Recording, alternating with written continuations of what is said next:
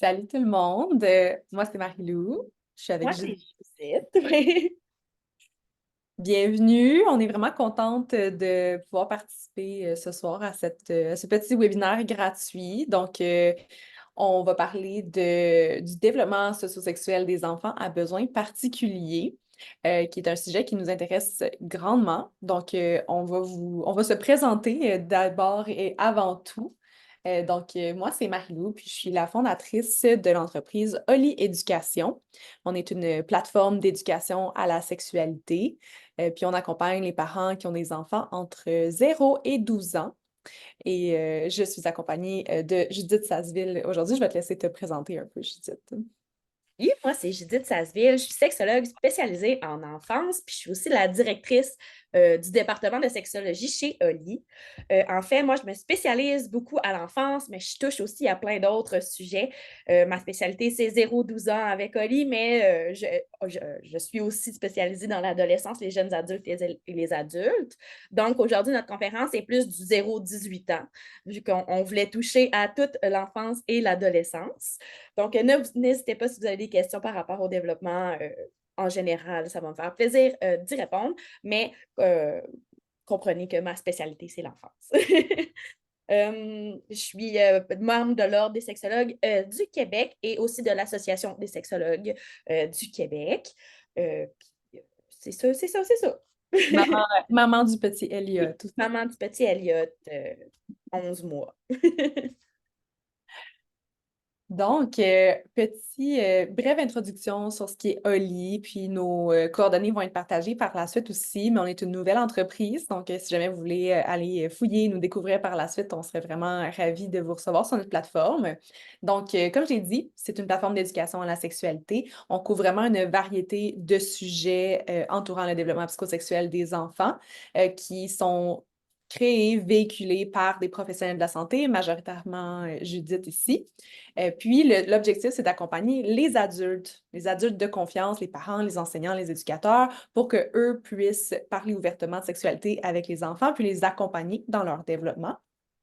On offre du contenu éducatif vidéo et on offre de l'accompagnement personnalisé. Donc, dans la plateforme, on a une messagerie privée. Donc, les gens peuvent venir débriefer quelques situations avec nous, voir si on peut régler des problématiques ou on reçoit souvent la fameuse question, est-ce que mon enfant est normal? De notre côté, on accompagne, puis on pose des questions, on va voir si la situation nécessite plus d'encadrement. Si oui, on réfère en téléconsultation privée. Judith offre de la téléconsultation sexologique spécialisée en enfance toujours. Voici un petit aperçu de la plateforme qui est bien colorée à notre image. Sur ce, moi, je laisse la parole à Judith qui est vraiment l'experte là, du domaine. Je te laisse aller de l'avant, Judith. Bon, ben, vous verrez que comme notre plateforme, la présentation d'aujourd'hui va être assez colorée. Fait que moi, je trouve que c'est tout le temps plus amusant. Je vous invite à faire une petite activité brise-glace. Je sais que on peut pas, vu l'enregistrement, on ne peut pas se parler de vive voix, mais je vous invite à soit scanner avec votre téléphone le code QR qu'il y a présentement ou de cliquer directement sur le lien qui va vous mener vers un petit Menti. Menti pour faire notre petite activité brise-glace. Voyons, mon Dieu. On vous partagera aussi notre vision à l'écran. Dans le fond, ça va vous poser une première question lorsque vous allez arriver dessus. La première question, c'est quels mots vous viennent à l'esprit quand on parle d'éducation à la sexualité auprès d'enfants à besoins particuliers? Il y aura 3 petits espaces pour rentrer vos mots, puis je vous laisse les rentrer, puis on regarde ensemble les réponses, puis je vais ajouter ma petite dose par rapport à vos réponses. Je vous laisse scanner le code, puis après ça, on va passer à la vue pour voir le total des mots. Fait que si jamais vous voulez le faire, juste me laisser savoir quand c'est terminé, on va passer à l'autre vue.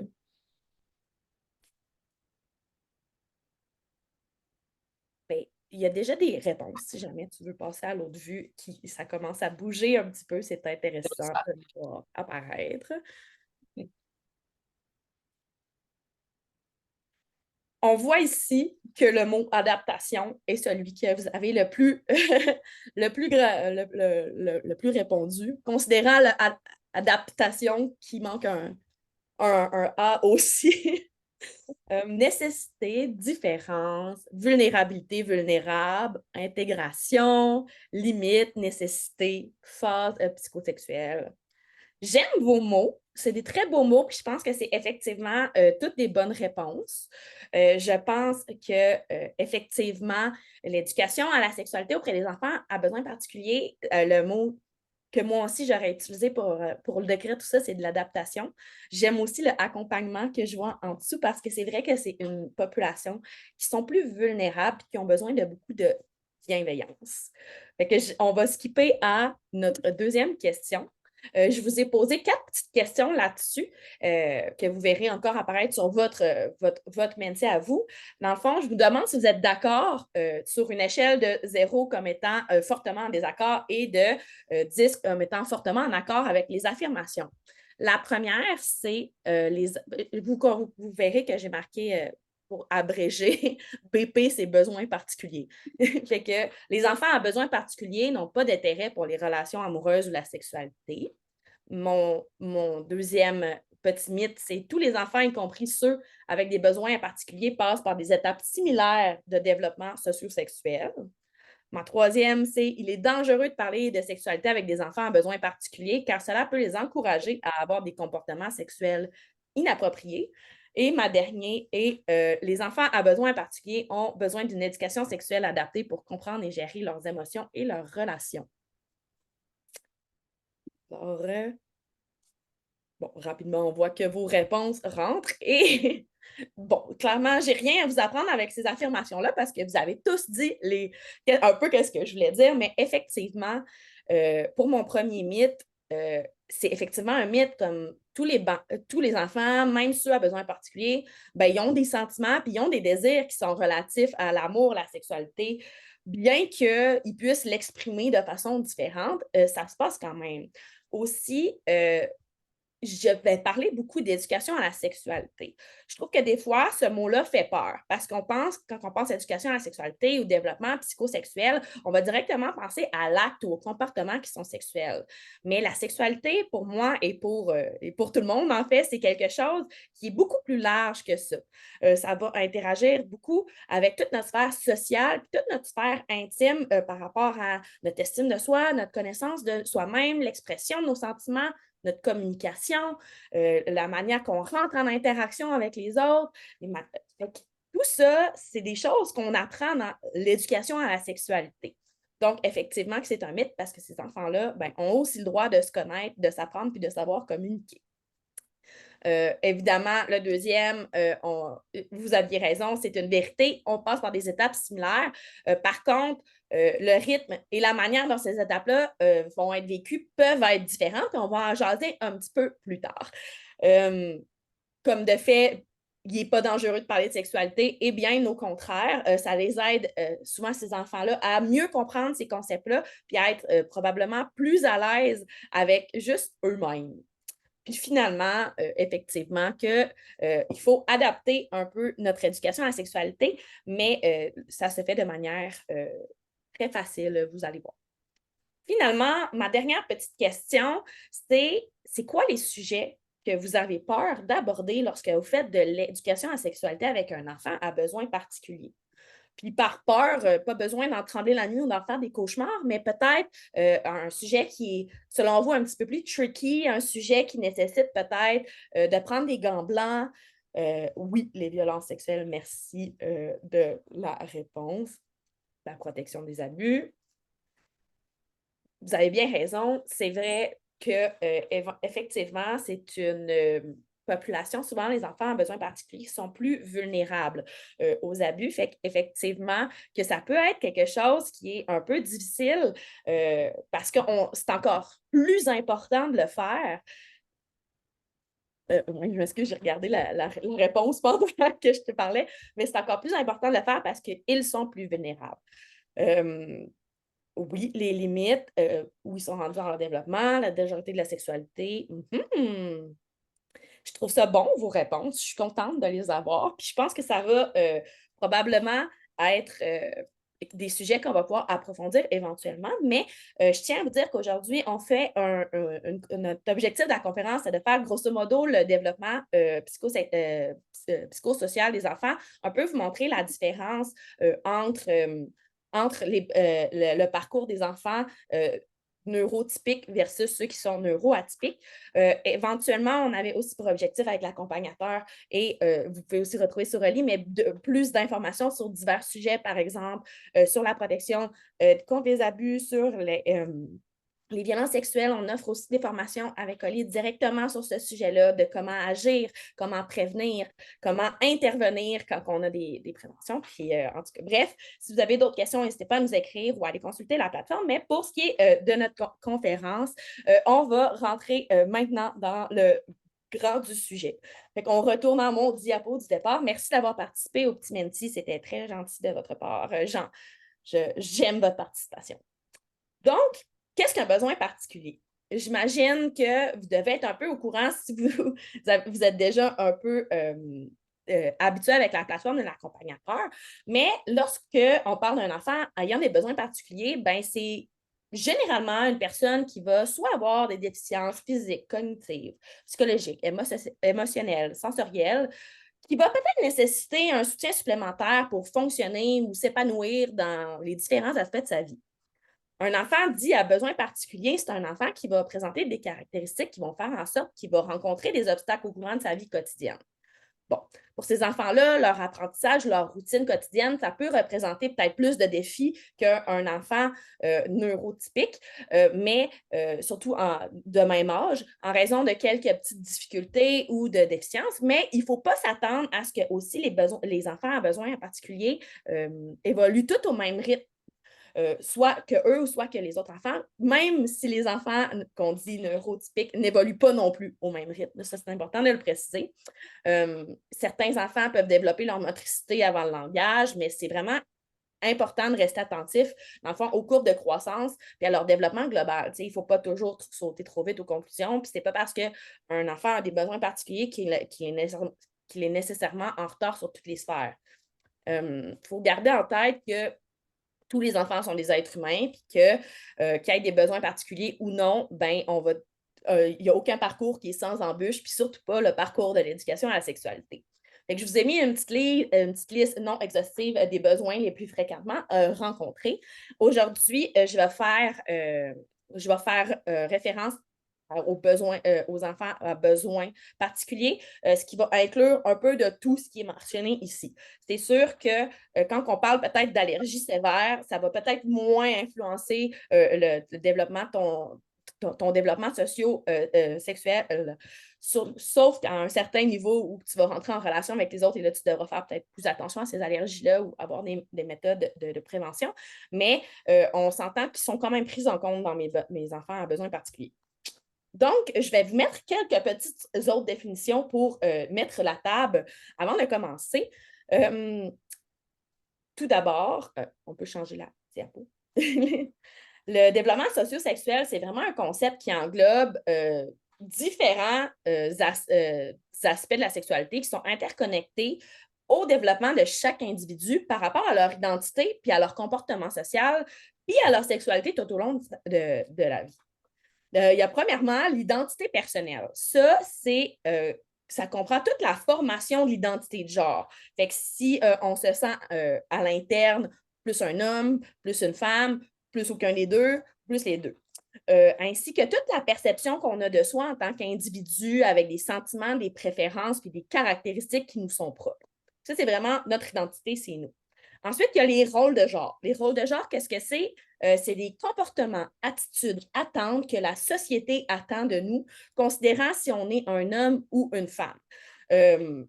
Souvent, c'est dans le développement socio-sexuel, ça va impliquer de naviguer là-dedans, puis de remettre en question certains rôles de genre qu'on nous apprend rapidement étant jeune ou qu'on remarque étant jeune.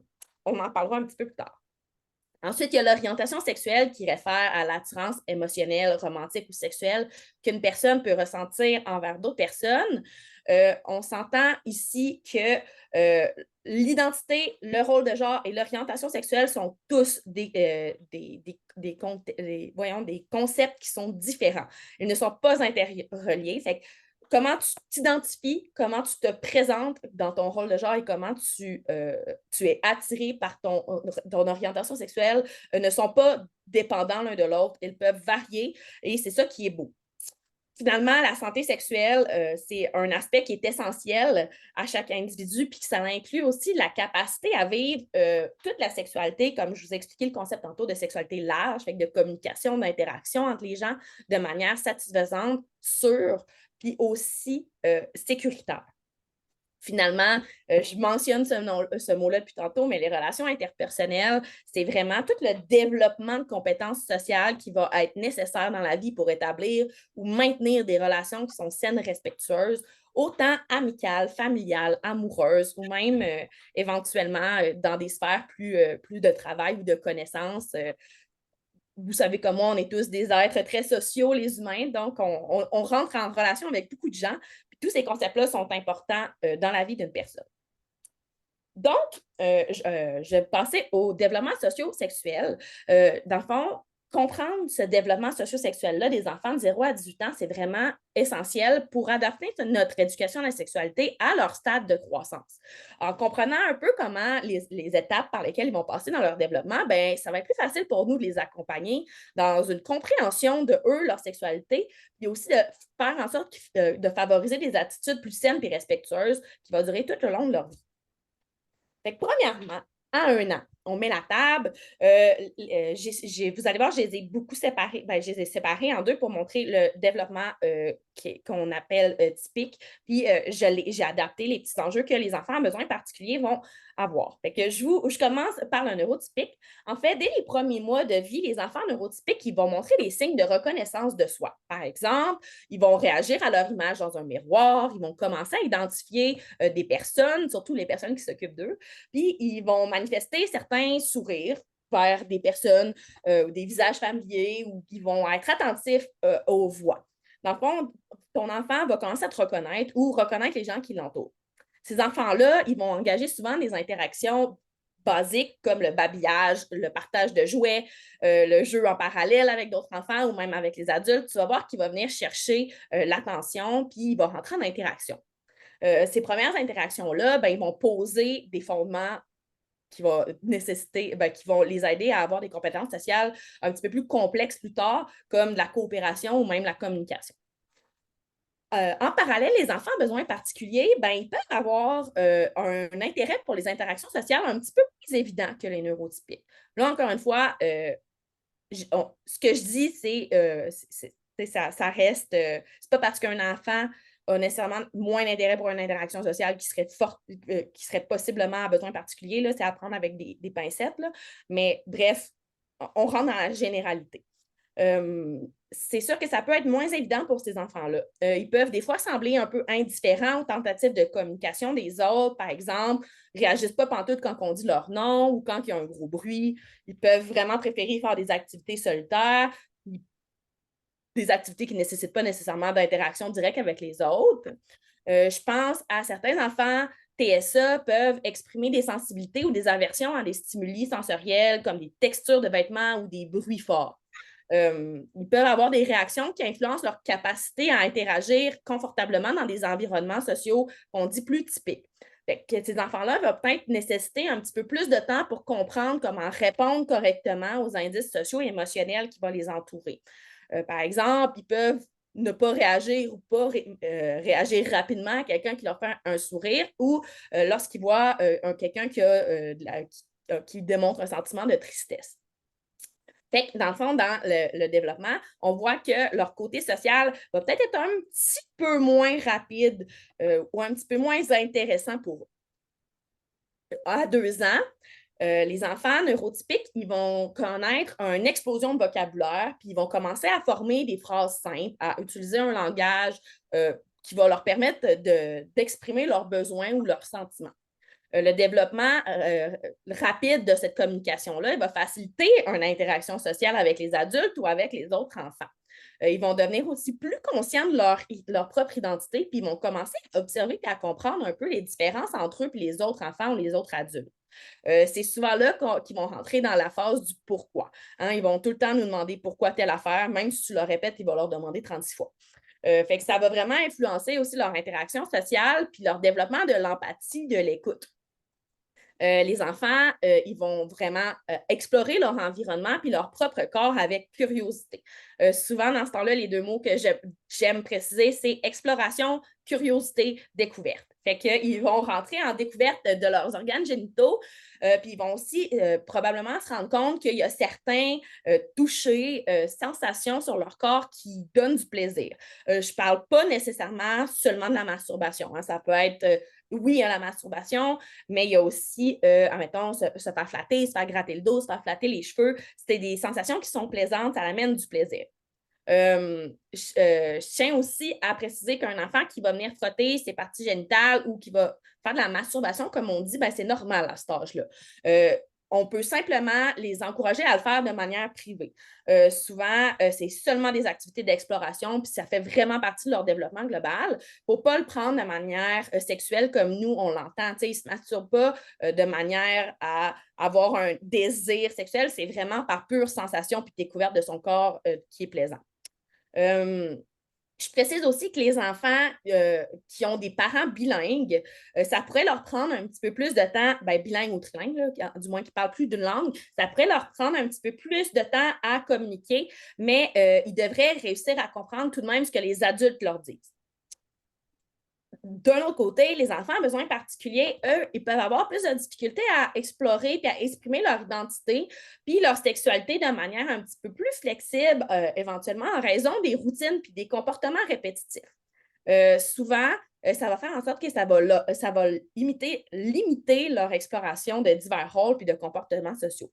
Par exemple, un enfant qui se considère comme garçon vers 2 ans pourrait avoir peur de ne pas correspondre à la définition d'un garçon s'il commence à se costumer avec une robe ou s'il s'habille en princesse ou si cet enfant-là pourrait penser que si un adulte, mettons, qui se considère comme une femme, se coupe les cheveux, ben, elle ne considérerait plus à une femme comme il lui le conçoit. Fait que les comportements, fait que ça, c'est au niveau des identités de genre. Les comportements répétitifs, eux, ils peuvent aussi rendre les interactions sociales un petit peu plus difficiles pour ces enfants-là parce que des fois, l'entourage pourrait percevoir ces enfants-là comme étant étranges ou inappropriés avec leur père ou tout ça. Ça pourrait faire en sorte que ça limite leur opportunité d'apprentissage social puis ça affecte leur capacité à développer des amitiés leurs premières petites amitiés. On s'entend à 2 ans, c'est pas toujours les amitiés les plus complexes, mais ça pourrait faire en sorte que cette difficulté-là à gérer l'apprentissage des amitiés, ça les rend plus vulnérables pour le futur. Ils pourraient aussi avoir la difficulté à comprendre certains signes sociaux par rapport au consentement puis aux frontières personnelles. Ils peuvent éprouver aussi des difficultés à gérer leurs émotions puis à réguler leur comportement. Fait que ça peut faire en sorte que soit ils démontrent de l'impatience, des difficultés de communication qui pourraient être mal interprétées par certains pères ou adultes. Puis ça pourrait affecter leur compréhension des normes sociales puis leur sentiment de sécurité éventuellement. Par contre, c'est toutes des choses qui s'apprennent. Comme il faut prendre le temps de leur expliquer ces barrières-là, puis leur expliquer les limites. Dans le fond, il faut s'adapter puis leur donner plus d'informations pour prendre le temps avec. À 3 ans, les enfants neurotypiques vont commencer à identifier, à souvent adopter des rôles de genre basés sur les modèles qu'ils vont observer chez l'adulte ou dans les films, dans les émissions, tout ça. Fait que, par exemple, si votre enfant réalise que les femmes autour de lui font beaucoup de la cuisine puis que lui se considère comme une femme, ben, il va commencer peut-être à vouloir jouer avec une petite cuisinette, vouloir représenter ou copier les modèles du sexe qui pense qu'il correspond. Parce qu'à ce moment-là, effectivement, c'est souvent basé sur les modèles qui les entourent puis souvent sur ce qu'on leur dit. Cette période-là, elle va vraiment être cruciale pour la formation de leur identité de genre, puis ça va pouvoir influencer leur perception de ce qui signifie vraiment être un garçon, puis ce qui signifie être une fille. Dans le fond, ils vont se créer un modèle préconçu de OK, un garçon, ça fait ça, puis une fille, ça fait ça. Fait que c'est important de moduler nos comportements comme adultes pour vraiment leur démontrer que ces rôles de genre-là ne sont pas fermés. Exemple, à la maison, c'est pas seulement ça peut être pas seulement les femmes qui cuisinent, puis il faut le mentionner à l'enfant. Hein, c'est comme tu sais, autant un homme ou une femme peut faire ça, c'est des choses qu'on peut faire les deux. En inscrivant ton enfant au soccer, tu peux lui dire que c'est un sport qui a des filles et des gars. Tu prends le temps de lui expliquer que c'est pas nécessairement juste un genre qui fait ces activités-là.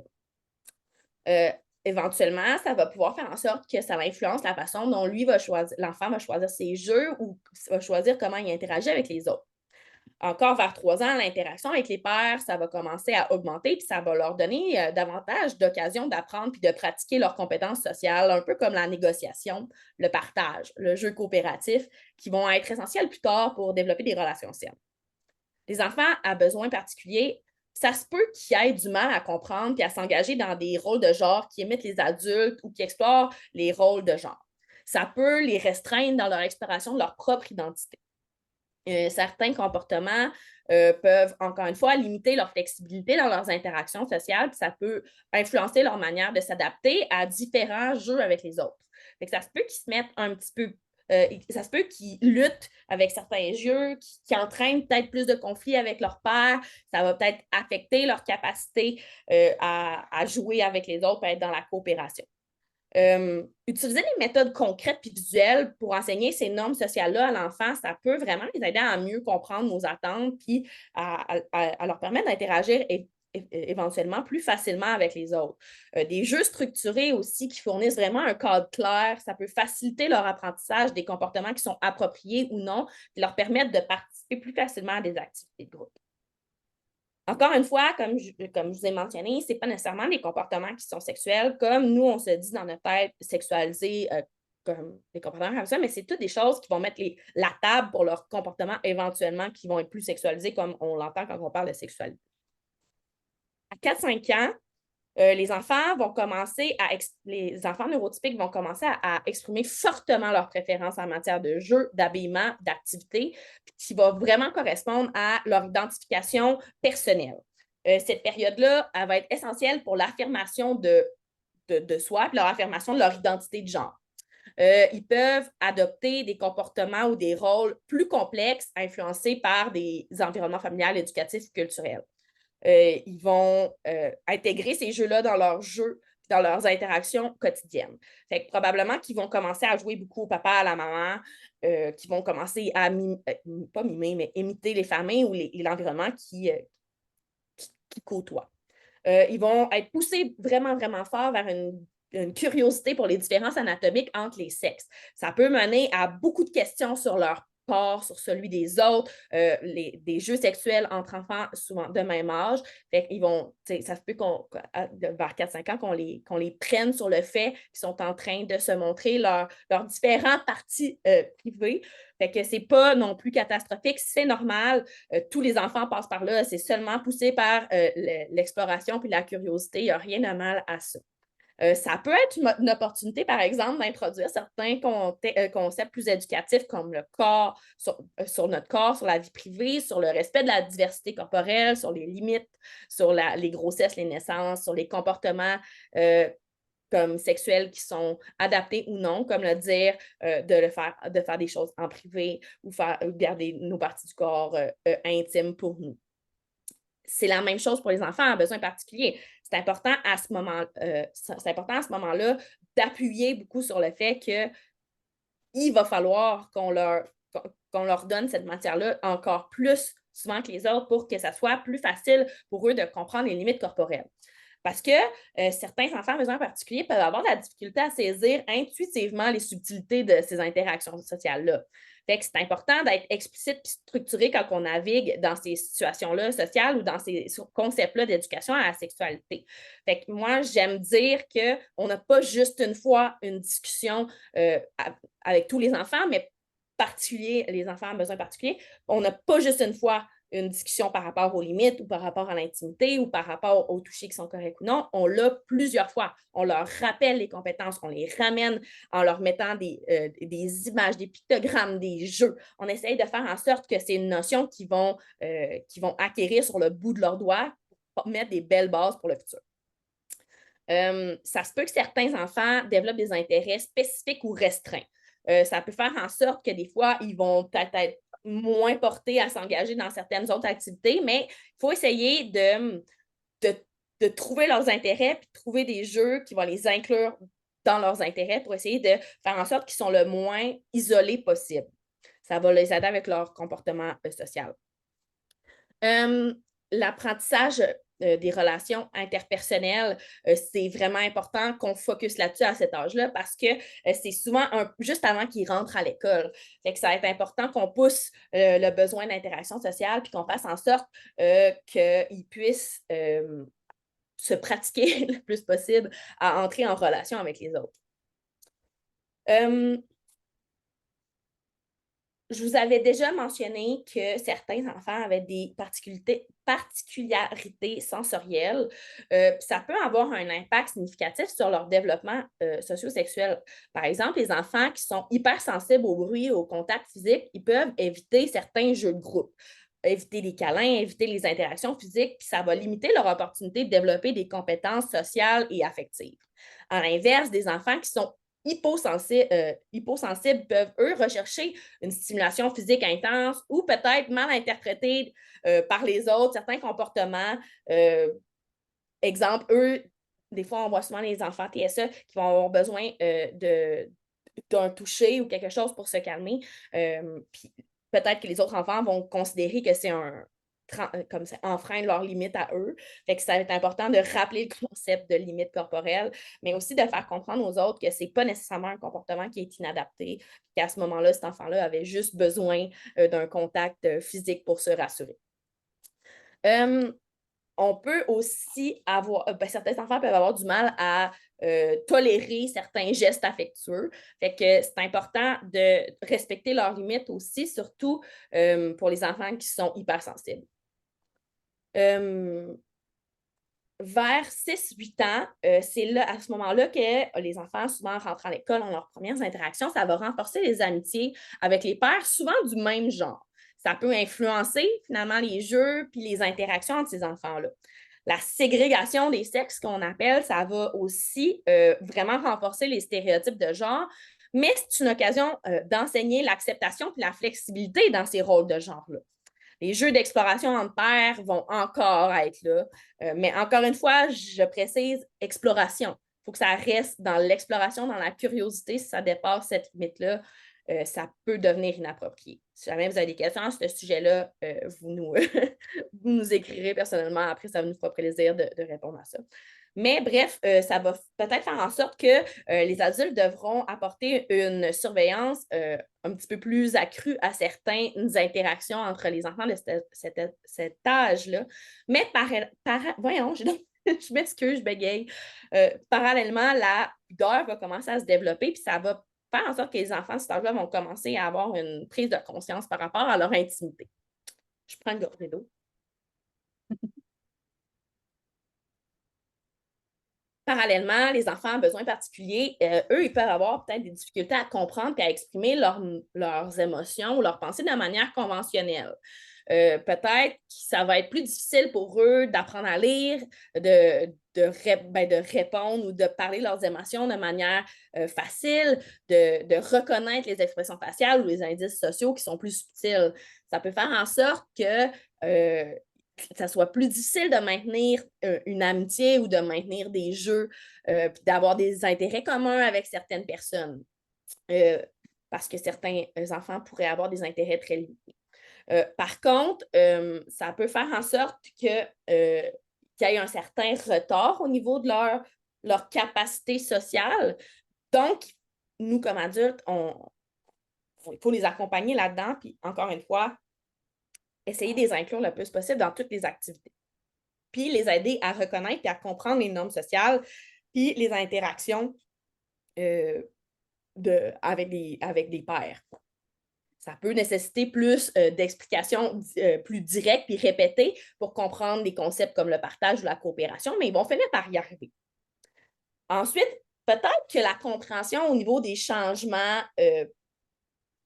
au début dans leur corps, ça va être plus abstrait pour eux. Fait qu'il faut essayer de prendre les explications qu'on dirait à monsieur, madame, à enfants de tout le monde, puis de les adapter peut-être un petit peu plus de manière simplifiée. Je m'excuse, j'ai perdu le fil. Ça se peut qu'il y ait certains enfants qui aient des barrières dans certaines interactions physiques. Je pense à des enfants qui pourraient avoir un handicap au niveau physique, pourraient se sentir brimés de ne pas pouvoir jouer au soccer avec leurs amis ou pas avoir une exploration du corps de la même manière. Mais je pense que c'est important justement de penser pour eux aux manières qu'on pourrait adapter spécifiquement nos interactions ou nos jeux ou nos enseignements pour qu'ils comprennent autant la matière que les autres. Finalement, de 9 à 12 ans, les enfants neurotypiques, ils s'approchent de l'adolescence. Ils vont développer une estime de soi et une image corporelle qui risque d'être influencée par les nouveaux puis les premiers changements pubertaires. Ça se peut qu'ils ressentent de l'ambivalence entre leurs besoins d'intimité et leurs besoins d'être assurés par leurs parents. Les questions sur la sexualité, sur les émotions qui les entourent, ça devient plus fréquent. Puis les jeunes peuvent avoir besoin de plus en plus d'autonomie en sachant quand même qu'ils peuvent compter sur leurs adultes de confiance. Certains enfants peuvent commencer à montrer certains signes physiques de puberté. Ça inclut croissance des poils corporels, changement de voix, début des menstruations, intensification. Probablement, les discussions par rapport à ces sujets-là vont poser beaucoup de questions à leurs amis, vont chercher aussi beaucoup de réponses à leurs questions. Fait que c'est important de se situer comme adulte de confiance dans cette tranche-là en ayant auparavant donné la notion par rapport à ça. Comme ça, il va savoir que, hey, crime, si j'ai une question par rapport à mon développement, à l'arrivée de la sexualité dans ma vie, ben j'ai déjà un adulte de confiance qui m'en parle depuis que je suis née. Fait que je vais aller poser à lui au lieu de regarder sur Internet. Fait que ça va être aussi un moment d'augmentation de compétences pour gérer les émotions plus complexes puis de comprendre les interactions sociales qui sont peut-être plus nuancées. Parallèlement, les enfants à besoins particuliers pourraient avoir plus de difficultés, encore une fois, avec les subtilités des relations interpersonnelles puis les signaux non-verbaux. Ça se peut que les relations deviennent plus complexes parce qu'ils peuvent vraiment avoir du mal à interpréter les sentiments des autres ou répondre de manière appropriée aux attentes sociales. Ça peut faire en sorte que ces enfants-là, on va à ce moment-là ressentir un léger retard sur les autres enfants plus neurotypiques parce qu'ils vont peut-être avoir moins de facilité à s'exprimer par rapport à leur questionnement de qu'est-ce qui arrive dans leur corps, puis surtout, ils vont avoir moins conscience de qu'est-ce qui se passe dans leur corps puis que ça commence à changer. C'est pour ça que c'est important de prendre le temps avec eux de leur expliquer qu'est-ce qui va se passer dans leur corps. Puis de aussi le prendre d'avance que certains changements corporels vont commencer à arriver parce que la puberté précoce, ça arrive aussi pour eux. C'est important qu'ils soient préparés aux menstruations.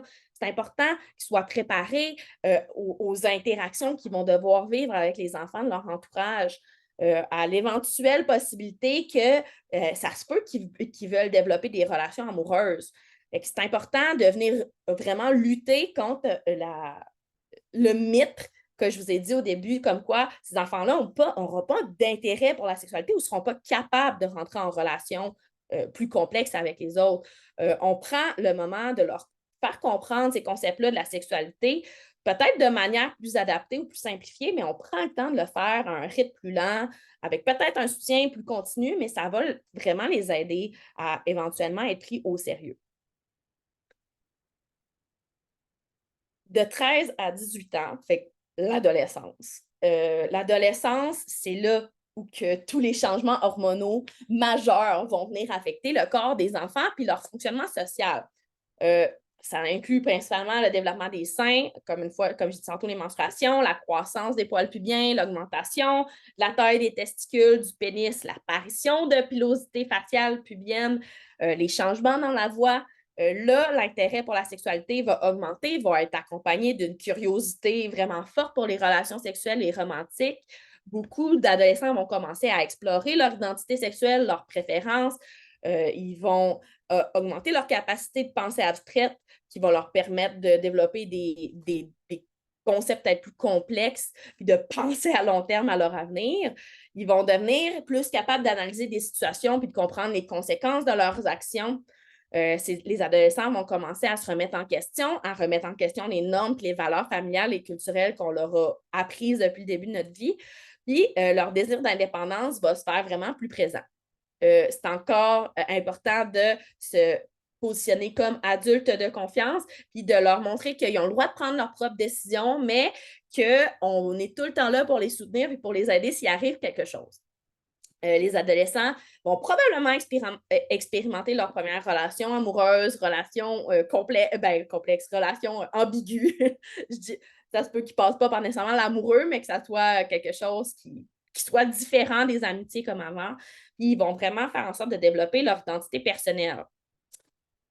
À l'inverse, les enfants à besoins particuliers, ça se peut qu'il y ait de l'impulsivité et des difficultés de réguler les émotions, puis ça peut poser des défis dans leur développement de relations plus complexes. Ils peuvent avoir du mal à former ou à maintenir des relations saines en raison de leur comportement qui est peut-être plus imprévisible ou d'un manque de constance. Il y a un risque pour leur développement sexuel, il y a un risque que leur développement sexuel soit infantilisé par les adultes. Dans le fond, les adultes ont souvent tendance à les percevoir, les enfants à besoins particuliers, comme d'éternels enfants, d'éternels innocents ou des êtres asexués qui ne peuvent pas. Puis les adultes, l'entourage des personnes à besoins particuliers ont tendance vraiment à les percevoir comme s'ils ne seraient pas intéressés ou pas aptes à gérer ces relations-là. C'est sûr que là, on s'entend que ça va dépendre aussi du niveau du besoin particulier, parce que c'est sûr que ça se peut qu'il y ait des gens qui ne soient pas des enfants ou des adolescents qui ne soient pas en capacité de consentir, mais somme toute, je pense que la majorité vont être en mesure de le faire, puis pourraient être en mesure de développer un désir à avoir des relations sexuelles éventuellement. Ce n'est pas un adolescent qui va être forcément asexué. En fait, il va même avoir des intérêts à comprendre. Ça se peut que ça soit quelque chose qui soit un complexe un petit peu plus flou pour lui, la sexualité, puis que ça soit plus difficile de rentrer en interaction avec la sexualité, mais je pense que c'est encore un moment important de leur donner une éducation sexuelle qui est adaptée, qui va faire en sorte qu'ils vont pouvoir se sentir à l'aise dans leur exploration de leur identité, puis dans leur exploration des défis qu'ils vont rencontrer éventuellement, parce que ce ne sera pas tout le monde qui va être assez ouvert d'esprit, qui vont se dire qu'ils ont le droit de le faire aussi. Fait que je pense que c'est important que nous, comme adultes de confiance d'enfants à besoins particuliers, on prenne le temps de leur rentrer dans la tête constamment et constamment qu'ils ont le droit d'avoir une identité sexuelle et qu'ils ont le droit d'explorer ces sujets-là. Que c'est pas parce que d'autres personnes pourraient considérer qu'ils n'ont pas le droit qu'il faut qu'ils les écoutent. Ils sont des êtres à part entière et ils ont le droit de vivre leur sexualité de la manière qu'ils veulent. Fait que ça va être important d'avoir des informations peut-être plus concrètes sur la puberté, le consentement, les interactions interpersonnelles pour leur donner tous les outils possibles. On peut avoir aussi peut-être certaines attentes réduites. T'sais, on ne doit pas, même si j'ai dit qu'ils ont le droit de vivre ça et qu'ils vont probablement vivre ce désir-là d'avoir des relations sexuelles, il ne faut pas non plus qu'on leur impose de vouloir le faire. C'est la même chose avec les enfants neurotypiques, là, mais je pense qu'il faut qu'on leur laisse le droit de décider s'ils veulent être des êtres sexués ou non, puis de vivre de la manière qu'ils veulent le vivre. Fait que de ne pas nécessairement avoir d'attente envers eux. That's it. C'est comme ça que je vais l'expliquer. Ils ont toutes les personnes, même ceux à besoins particuliers, ont les mêmes droits au niveau d'avoir une sexualité épanouie. Puis ça inclut aussi le droit de découvrir et d'exprimer leur sexualité de manière sûre et saine. Puis dans la possibilité aussi d'engager des relations intimes, d'explorer leur identité sexuelle, de pratiquer la masturbation. Ça se peut qu'on se dise que les enfants à besoins particuliers se masturbent pas ou n'aient pas ce besoin-là, mais je pense que c'est important, encore une fois, de leur rappeler que c'est un droit qu'ils ont, qu'ils peuvent le faire, mais de le respecter dans la notion du privé. Comme je l'ai dit, la masturbation, c'est quelque chose qui est normal, qui fait partie de la vie et du développement personnel. C'est souvent une très bonne façon d'aller explorer son soi et son bien-être personnel. Fait que finalement, c'est important de reconnaître que les besoins sexuels existent indépendamment des capacités physiques, mentales ou sensorielles, puis que fournir une éducation sexuelle, des ressources, puis un soutien à toutes les personnes, y compris celles à besoins particuliers, c'est vraiment important pour que tous les enfants puissent naviguer dans leur sexualité de manière informée et respectueuse. Ça implique aussi, comme adulte de confiance, de venir lutter contre les préjugés et les stéréotypes qui peuvent entraver l'accès à l'éducation à la sexualité complète des enfants à besoins particuliers. Ça va être de s'assurer que même si on va vouloir. Ah, est-ce que ton micro est bloqué? Tu me disais qu'on achevait, c'est ça?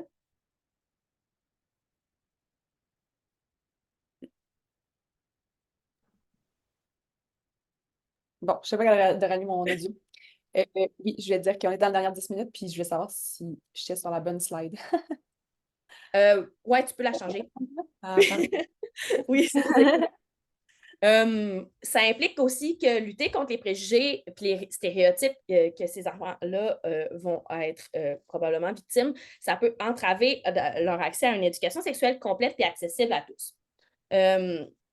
Faut aussi que je mentionne que peut-être certains enfants à besoins particuliers vont avoir éventuellement une tendance à aller dans une sexualité qui est peut-être plus impulsive avec des comportements sexuels de prise de risque. Exemple, pas mettre de condom ou consommer. C'est encore d'autant plus important de les éduquer de manière saine sur ces comportements-là, puis les bons comportements à adopter, parce que si on oublie ou on passe certains sujets en se disant que c'est pas des êtres sexués puis qu'on vit rempli de préjugés, ben, eux, ils vont juste pas savoir les bonnes manières de faire, puis ça va les mettre en risque. Fait que, bref, tous les enfants à besoin, tous les enfants, mais principalement les enfants à besoins particuliers, peuvent avoir du mal à comprendre les normes sociales liées à l'identité de genre, mais voyons, ça se peut qu'il y ait de la difficulté à comprendre certaines nuances de comportement social attendues pour leur genre. Mais ce n'est pas une raison pourquoi ils ne mériteraient pas d'être épanouis dans leur sexualité de manière saine et équilibrée. Les enfants à besoins particuliers peuvent aussi rencontrer certains défis dans l'établissement de maintien de relations interpersonnelles, comme je l'ai mentionné, en raison de difficultés sociales, comme le manque de compréhension de signaux ou de normes de comportement. Puis ça peut faire en sorte qu'ils nécessitent un soutien supplémentaire pour apprendre les règles sociales puis de développer les compétences sociales comme la prise en compte de certaines perspectives, l'empathie, la résolution de problèmes lors de conflits interpersonnels. Les enfants à besoins particuliers peuvent avoir des difficultés à comprendre le concept complexe lié à la sexualité, comme la reproduction, la contraception ou le consentement, mais ce n'est pas une raison d'éviter d'en parler. Au contraire, on pousse de plus en plus le fait qu'on en parle, on répète ces complexes-là. Plus on va leur répéter, plus ils vont avoir de la facilité à comprendre. Fait qu'en raison de leur vulnérabilité accrue, ben, certains enfants à besoins particuliers, eux, ils peuvent être plus susceptibles d'être victimes d'abus sexuels ou de harcèlement. Vous me l'avez mentionné au début que c'était quand même quelque chose qui vous stressait. Parce que ces personnes-là à besoins particuliers peuvent avoir du mal à reconnaître certains signes ou de demander de l'aide en raison de leurs difficultés de communication. C'est d'autant plus important de nous d'être alertes et de leur apprendre les comportements de protection. Puis de leur apprendre les notions comme quoi il y a des bons, des mauvais touchés. Bref, on pourra en parler dans une autre conférence ou si vous regardez nos capsules sur Oli, mais ça va me faire plaisir de répondre à vos questions si vous en avez par rapport à ça. J'en parlerai pendant des heures, là, fait que je ne vais pas trop rentrer dans ce sujet-là. Mais bref, je pense que certains enfants peuvent rencontrer certaines difficultés, mais que ça ne fait pas en sorte que ça devrait affecter à long terme leur estime de soi et leur acceptation de soi en raison de ces défis-là qu'ils vont rencontrer à leurs conditions puis qui méritent tous d'être épanouis dans une sexualité qui est saine et équilibrée. Bref, on peut changer la diapo pour terminer. On vous a parlé d'Oli, mais sur Oli, on a différentes capsules vidéo. Comme ici, je vous ai mis certaines petit exemple, on a les respects des limites, comment aborder ça, on a l'agression sexuelle, comment aborder ça, les adultes de confiance, le consentement. Ça peut être plus facile de naviguer avec un enfant à besoin particulier quand on est assez équipé nous-mêmes comme adultes de confiance pour répondre, ben, de un, pour comprendre ces concepts-là, puis de deux, pour répondre aux questions de ces concepts-là, puis de bien l'expliquer. Fait que direction, Oli, si vous avez des questions par rapport à ça. Sinon, vous pouvez prendre rendez-vous en téléconsultation directement sur notre site web si vous avez des questions plus précises, s'il y a des enjeux avec certains enfants ou whatever, on est là dans le fond pour vous aiguiller puis vous équiper.